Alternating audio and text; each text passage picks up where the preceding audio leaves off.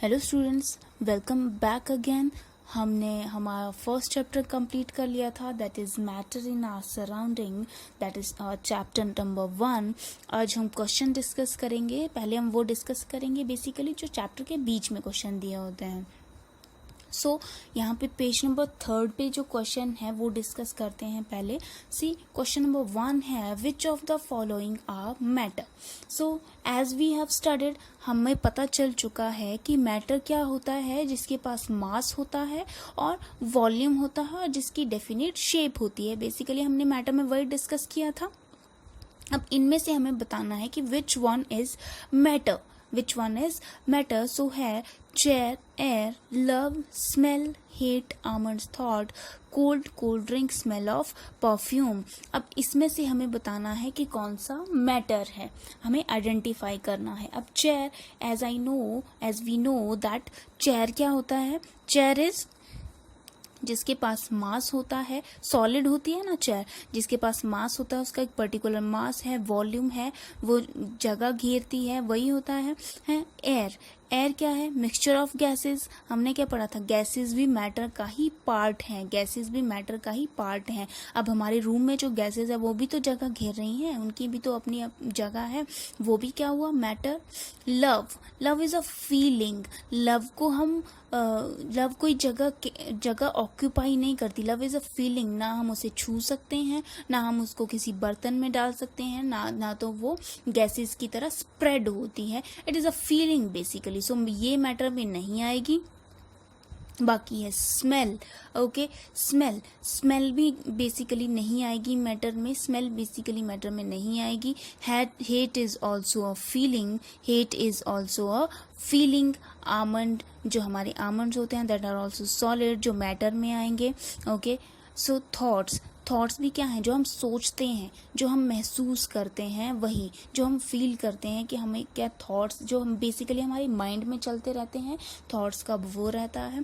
Cold ठंड है, cold भी एक जिसको हम फील करते हैं, वो कोई मैटर, वो कोई मास, उसका पर्टिकुलर मास नहीं होता है, ना ही तो उसका कोई वॉल्यूम होता है। कोल्ड ड्रिंक का लिक्विड है, मैटर में आएगी। स्मेल ऑफ परफ्यूम, जब हम परफ्यूम को स्प्रे करते हैं, आप भी नोटिस करिएगा, जब हम स्मेल को जो परफ्यूम है उसको स्प्रे करते हैं तो उसमें से जो गैस निकलती है वो कुछ ना कुछ स्पेस ऑक्यूपाई कर रही है, बेसिकली कर रही है ना, तो वो भी क्या हुआ, मैटर।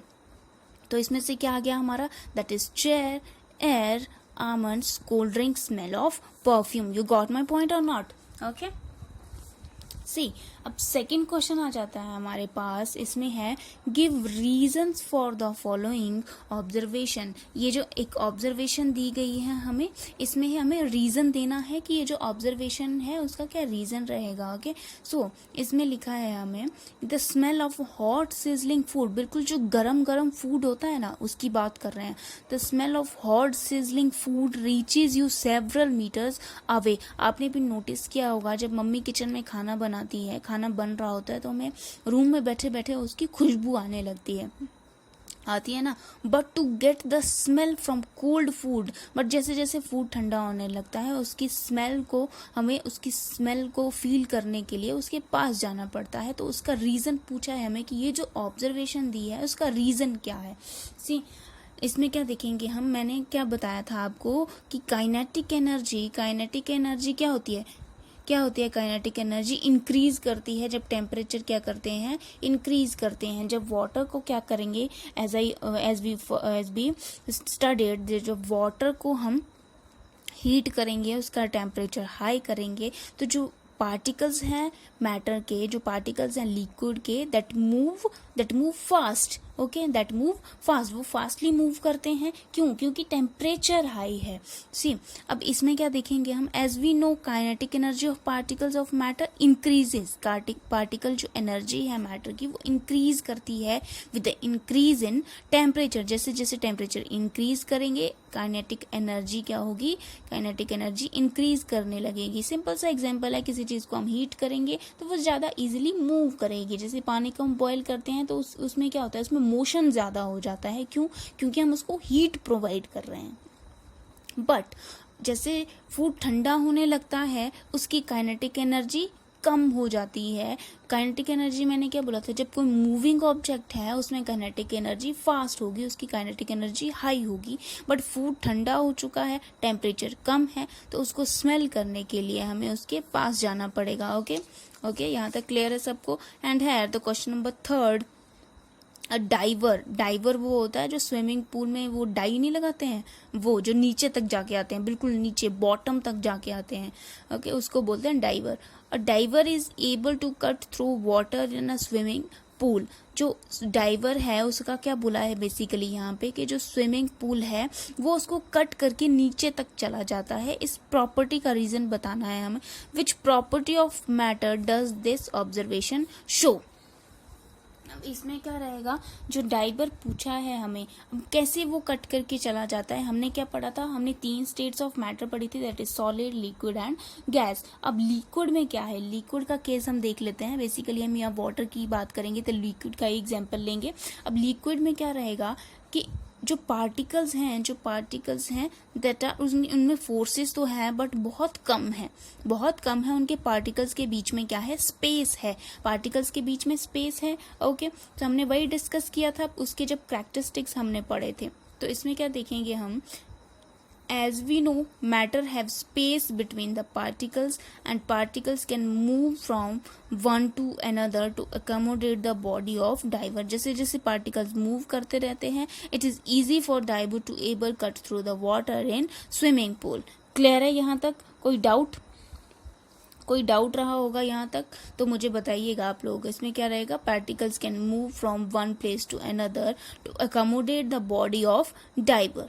ओके, पार्टिकल के बीच में जो स्पेस रहता है उनकी वजह से वो मूव करने लगते हैं, जो पार्टिकल्स उसके हैं। क्लियर है यहाँ तक? 3 क्वेश्चन हमने कंप्लीट कर लिए। सो फोर्थ वन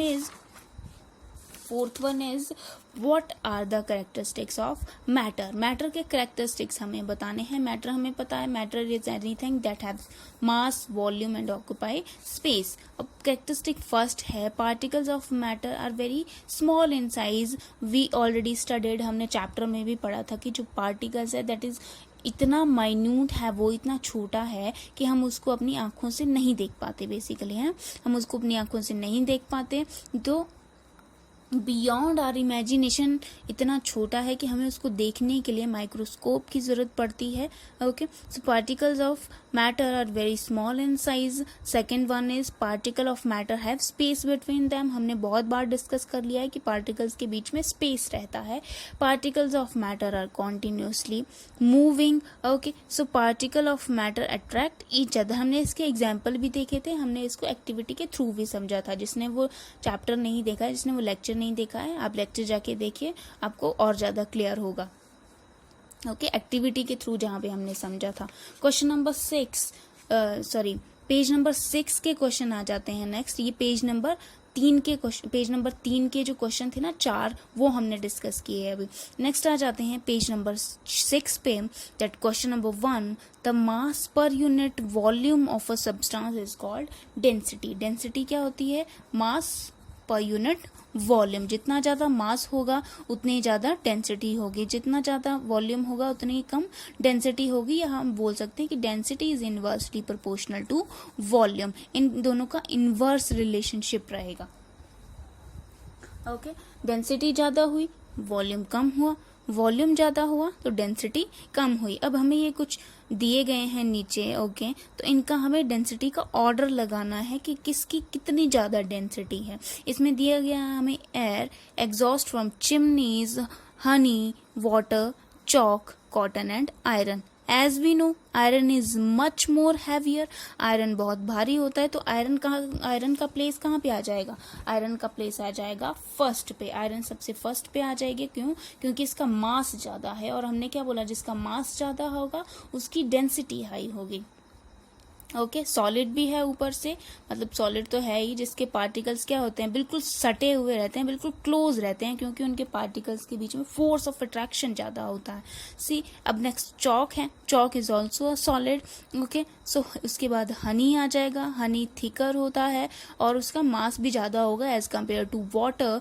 वाटर के बाद कॉटन आ जाएगा। अब एग्जॉस्ट फ्रॉम चिमनीज आ जाएगा उसके बाद, और उसके बाद एयर आ जाएगा। क्लियर है यहाँ तक? ये क्वेश्चन क्लियर है?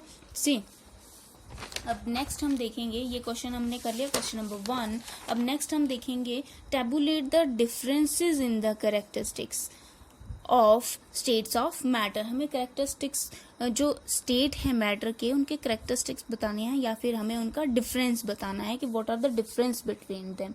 क्लियर है? यहाँ तक क्लियर है सबको? हाँ। सी अब इसमें क्या देखेंगे हम, जैसे जैसे क्या होगा, वॉल्यूम देख लेते हैं। वॉल्यूम का क्या रहेगा इसमें, वॉल्यूम का क्या फंडा रहेगा बेसिकली, सॉलिड के पास डेफिनेट वॉल्यूम रहेगा, सॉलिड के पास डेफिनेट वॉल्यूम रहेगा। क्यों? क्योंकि उसके जो पार्टिकल्स के बीच में फोर्सेस है दैट इज वेरी स्ट्रांग। अब स्ट्रांग होने की वजह से ऐसा थोड़ी ना है कि इस हाथ में पेंसिल, मेरे हाथ में ये है और इस हाथ में आके कुछ ये और शेप ले लेगी, ऐसा नहीं होगा। क्यों? क्योंकि इसके जो पार्टिकल्स हैं उनके बीच में फोर्सेस है दैट इज वेरी स्ट्रांग। वो उसका एक डेफिनेट वॉल्यूम रहता है, उसकी एक डेफिनेट शेप रहती है। ओके, जैसे इसमें यहाँ पे मैंने पेंसिल रखी है तो ऐसा नहीं है कि यहाँ पे आके कुछ और वॉल्यूम अपना ऑक्यूपाई कर लेगी, नो। अब इसके पास भी डेफिनेट वॉल्यूम रहता है, डेफिनेट वॉल्यूम रहता है। कैसे? अगर मैंने एक भरा हुआ गिलास लिया, वो उसके पास अगर वही भरा हुआ गिलास अगर मैं वो जग में डालूंगी तो उसका क्या रहता है, ऐसा नहीं है कि उसका जो अमाउंट है उसका वो कम हो गया, उसकी क्वांटिटी कम होगी, वो रहेगा एक ही गिलास, चाहे उसको मैं बाल्टी में डालूं, चाहे उसको मैं जग में डालूं, चाहे उसको मैं किसी भी बड़े बर्तन में डाल दूं, उसका वॉल्यूम उतने का उतना ही रहेगा। बट इसके पास भी इंटरमॉलिक्यूलर फोर्सेज जो हैं या फिर interparticle forces we can say, वो स्ट्रांग होती हैं बट सॉलिड के कंपैरिजन में कम रहती हैं। जिसमें लिक्विड में अगर हम गैस की बात करें तो gases have no definite volume, उनका कोई डेफिनेट वॉल्यूम है ही नहीं। ओके, वो फ्लो करती रहती हैं इधर से उधर। और जो इंटर पार्टिकल फोर्सेज हैं that are negligible, that are negligible. अब शेप की बात कर लेते हैं। वॉल्यूम हमने देख लिया, डेफिनेट वॉल्यूम रहता है सॉलिड में और लिक्विड में भी, बट गैस में एज सच कोई केस नहीं है ऐसा। शेप, अब शेप के पास वही है, अगर आप गौर से देखोगे ना, एक ही पॉइंट के इर्द गिर्द सारा चैप्टर घूमता रहा है। आपने भी नोटिस किया होगा, एक ही चैप्टर, एक ही जो लाइन है, एक ही फंडा है इसमें, वही घूमता रहता है इंटर पार्टिकल फोर्सेस का। इंटर पार्टिकल फोर्सेस क्लियर है आप स्टूडेंट्स को, क्लियर है आपको? तो आप किसी भी क्वेश्चन का आंसर कर सकते हैं। वॉल्यूम के केस में क्या था, डेफिनेट वॉल्यूम था क्योंकि इंटर पार्टिकल फोर्सेस स्ट्रॉन्ग थी।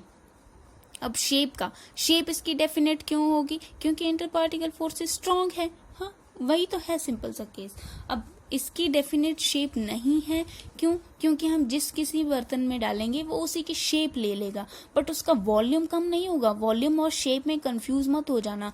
वॉल्यूम का हमने उस हिसाब से देखा कि गिलास गिलास ही रहेगा, चाहे मैं उस गिलास के पानी को किसी भी बर्तन में डाल दूं, उसकी क्वांटिटी कम नहीं होगी। बट शेप की बात अलग है, अगर मैंने गिलास में पानी डाला और जग में डाला तो वो शेप उनकी अलग अलग हो जाएगी। और इसके पास एज सच कोई डेफिनेट शेप ही नहीं है। क्यों? क्योंकि interparticle forces are negligible और बहुत ही वीक होती हैं, वी कैन से। अब डिफ्यूजन मतलब एक अपनी स्टेट से दूसरी, मतलब डिफ्यूज कर देना किसी चीज को, तो can diffuse into liquid. Solid अपनी स्टेट चेंज कर सकता है लिक्विड में, और diffusion is higher than solid. अब लिक्विड के केस में डिफ्यूजन, जो लिक्विड है वो इजीली डिफ्यूज हो जाते हैं एज कंपेयर टू सॉलिड। इसका यही एक लाइनर में क्वेश्चन रहेगा। क्यों? क्योंकि interparticle forces are weak as compare to solids and highly diffusible. Gases are highly diffusible at particles move randomly. इनके पार्टिकल्स रैंडमली मूव करते रहते हैं, एक इधर है एक इधर है एक इधर, ऐसे मूव करते रहते हैं। आप अपने रूम में भी बैठे होंगे तो वहां पे जो गैसेस के पार्टिकल्स हैं वो इधर मूव करते रहते हैं। क्यों? क्योंकि जो इंटर पार्टिकल फोर्सेस हैं दैट आर निग्लिजिबल। ओके, अब नेक्स्ट है kinetic energy of particles. Kinetic energy हम बहुत बार डिस्कस कर चुके हैं। Kinetic energy, as I told you, kinetic energy कहाँ पाई जाती है? जहाँ पे कोई चीज मूव कर रही हो, और टेम्परेचर हाई रहेगा तो काइनेटिक एनर्जी हाई रहेगी, टेम्परेचर कम रहेगा तो काइनेटिक एनर्जी भी लो रहेगी। यही हमने डिस्कस किया था। अब काइनेटिक एनर्जी ऑफ पार्टिकल्स, इसमें क्या रहेगी? लीस्ट एनर्जी रहेगी, कम रहेगी, क्योंकि इसमें पार्टिकल्स इतने अटैच रहते हैं कि वो मूव नहीं कर पाते हैं। Okay, higher than solids in liquid and maximum energy रहेगी इन केस ऑफ गैसेस। क्यों? क्योंकि वो इजिली मूव करती रहती हैं। इंटरपार्टिकल स्पेसेस लीस्ट रहता है ना, कम रहता है ना इनके बीच में स्पेसेस, इनके बीच में लेसर आ जाएगा और इसमें बहुत ही ज्यादा आ जाएगा। ओके, अब नेक्स्ट है intermolecular forces. Intermolecular forces we learn this point number of times in this chapter कि इंटरमोलिकुलर फोर्सेस जो हैं दैट आर स्ट्रॉन्ग, और इसके बीच में strong but not more than solid. Solid के कंपैरिजन में इसमें कम रहती हैं बेसिकली वी कैन से, और इसमें एक्सट्रीमली लो। एंड फ्लूइडिटी और रिजिडिटी। फ्लूइडिटी मीन्स मूव करना, कोई चीज मूव करती है तो उस प्रॉपर्टी को हम क्या बोलते हैं? फ्लूइडिटी। उस प्रॉपर्टी को हम क्या बोल देते हैं? फ्लूइडिटी। ओके, अब सॉलिड के केस में ये रिजिड है, हार्ड है। रिजिड मतलब हार्ड, कंफ्यूज मत हो जाना। रिजिड मतलब हार्ड, जो चीज मूव ना कर पाए एंड बहुत हार्ड रहती है, उनको मूव करने के लिए we need some kind of energy. Okay, तो ये बहुत हार्ड रहते हैं एंड कांट फ्लो, है ना?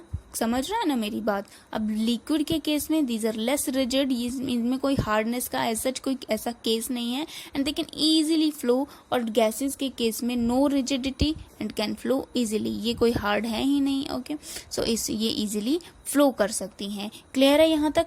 नेक्स्ट हम देख ओके, नेक्स्ट हम देखते हैं हमारा क्वेश्चन नंबर 2 का B part, that is page number जो 6 है, पेज नंबर 6 उसका है क्वेश्चन नंबर 2 का बी पार्ट।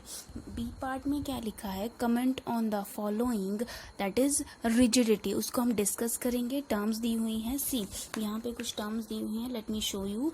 ये वाले comments upon the following: rigidity, compressibility, fluidity, filling a gas container, shape, kinetic energy and density. Okay, one by one इनको discuss करते हैं।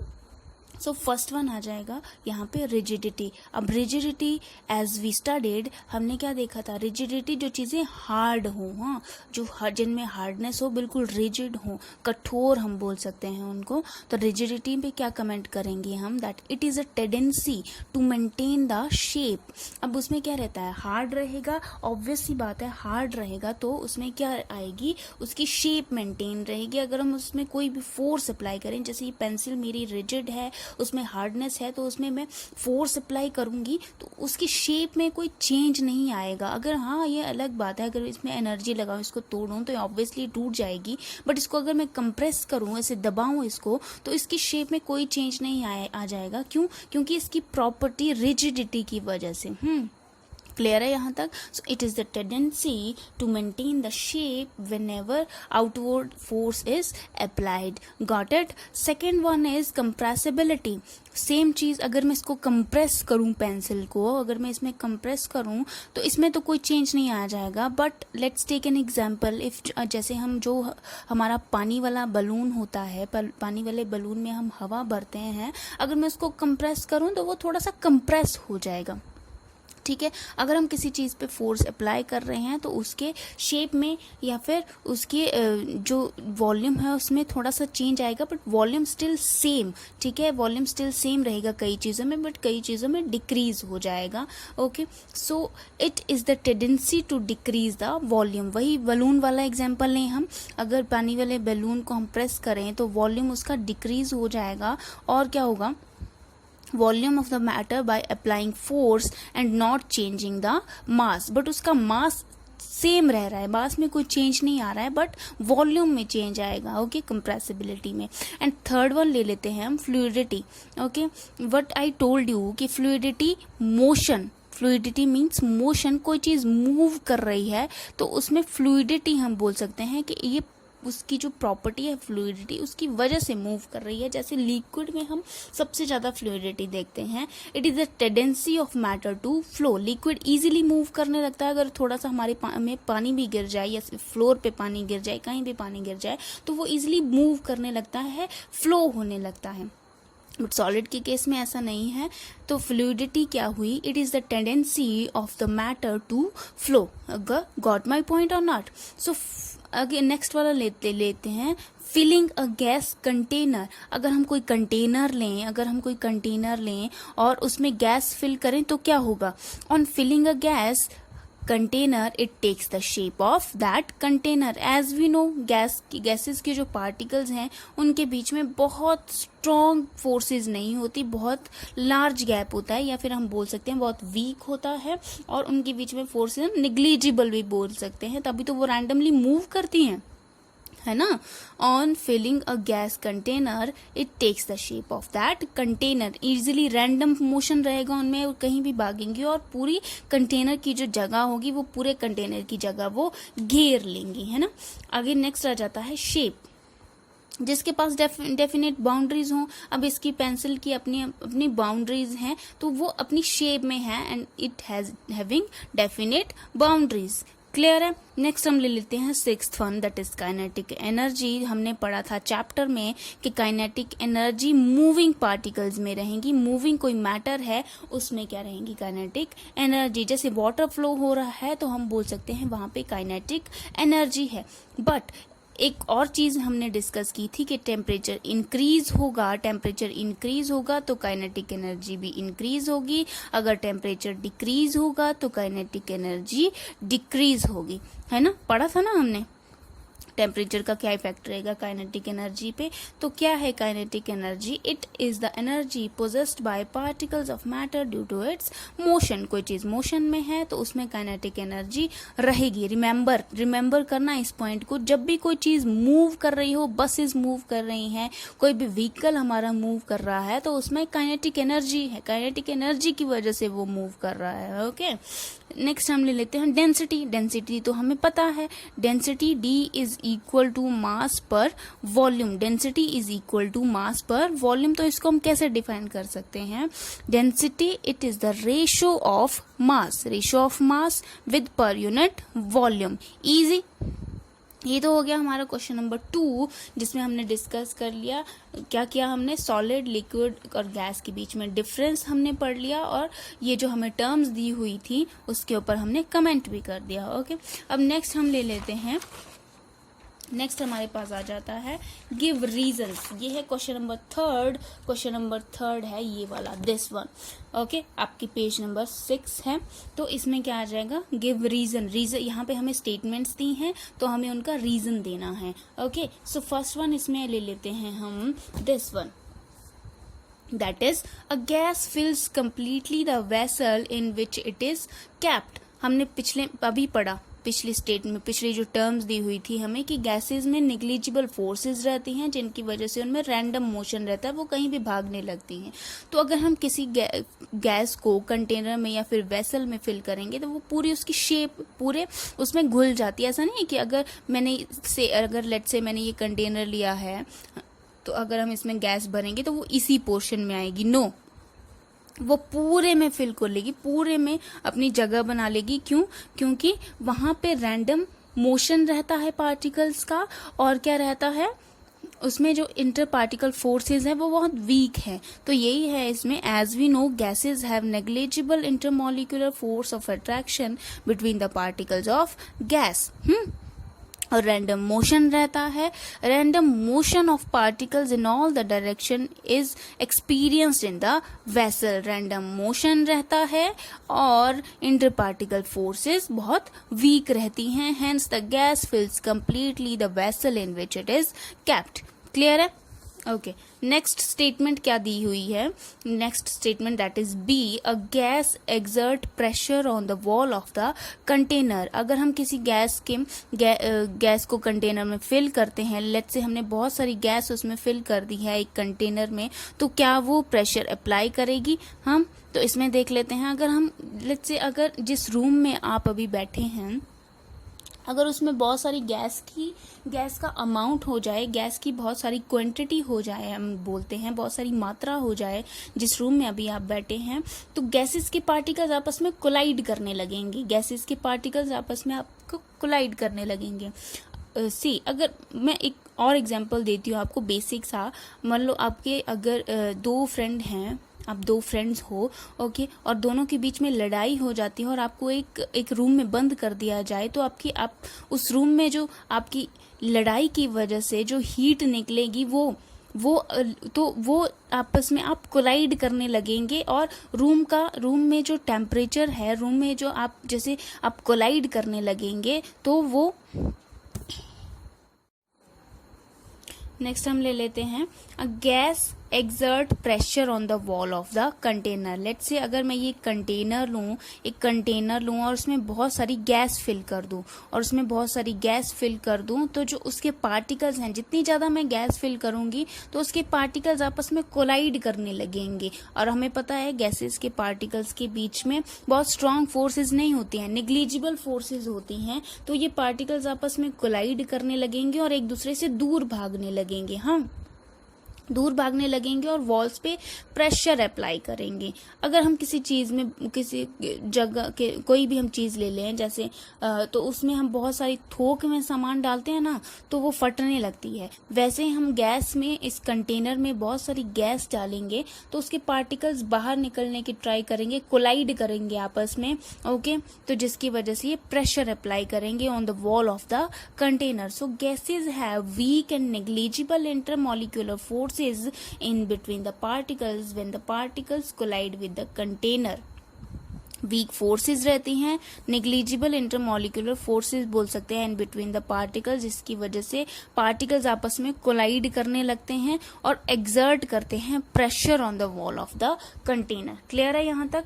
ओके, सो नेक्स्ट हम डिस्कस कर लेते हैं third one, a wooden table should be called a solid. As we know solid के जो particles हैं उनके बीच में बहुत स्ट्रांग फोर्सेस रहती हैं, है ना, स्ट्रांग फोर्सेस रहती हैं, उनके बीच में रिजिडिटी रहती है, रिजिडिटी रिलेटेड टू हार्डनेस। अब हार्डनेस होती है सॉलिड में, ओके। जैसे ये पेंसिल है, इट इज वेरी हार्ड, इसकी डेफिनेट शेप है, वॉल्यूम है। वैसे ही अगर वुडन टेबल हमें बोला है, वुडन टेबल के ऊपर कमेंट करना है, तो वुडन टेबल के पास ये पूरी प्रॉपर्टीज है। उसके पार्टिकल्स के बीच में स्ट्रांग फोर्स है, उसमें रिजिडिटी है, हार्डनेस है टेबल में, डेफिनिट शेप है, उसकी वॉल्यूम है, जिसकी वजह से हमने इसको सॉलिड बोला। क्लियर है? ओके, अब डी डिस्कस कर लेते हैं।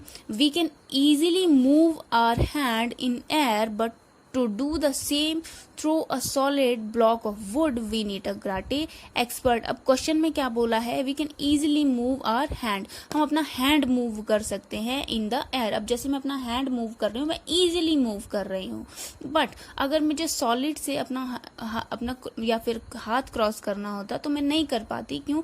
मुझे इसके लिए चाहिए कराटे एक्सपर्ट। अब ऐसा क्यों है? गैस में या फिर एयर में मैं इजीली अपना मूव हैंड कर सकती हूँ। अब हमें क्या पता है, in gases the intermolecular spaces are very weak. Gases के बीच में intermolecular forces are very weak, जिसकी वजह से मैं अपना हाथ इजीली मूव कर पा रही हूँ। And we can say negligible, हम नेग्लिजिबल भी बोल सकते हैं, वीक भी बोल सकते हैं, या फिर ना के बराबर हम उसको बोल सकते हैं कि गैसेस के बीच में इंटर पार्टिकल स्पेस जो है वो बहुत कम है, जिसकी वजह से we move our hand in air easily. But solid के केस में the interparticle forces are very strong, और maximum the interparticles hold each other with a strong force. Thus we need a karate expert for solid block of wood. इतनी strong forces होती हैं कि हम अपने हाथों से उसको नहीं तोड़ पाते हैं, and we need a karate expert. Clear है? क्वेश्चन नंबर 4 डिस्कस कर लेते हैं पेज नंबर 6 का। That is liquid generally have lower density as compare to solids, but you must have observed that ice floats on water. Find out why. but ice भी तो solid है, ice भी solid है, but वो float करने लगती है water पे, वो float करने लगती है water पे। अब पूछा है क्यों? The spaces are larger as compared to the spaces in water. अगर हम आइस को आपने देखा होगा तो उसमें जो स्पेस रहता है वो बहुत ज़्यादा रहता है as compared to water molecule, जिसकी वजह से volume of ice is greater than water and hence ice floats on water. बीच में खाली जगह रहती है जिसकी वजह से ऊपर वो फ्लोट करने लगती है। ओके, इजी, यहाँ तक हमने क्लियर कर लिया। नेक्स्ट क्वेश्चन नेक्स्ट लेक्चर में डिस्कस करते हैं। Till then bye bye, have fun.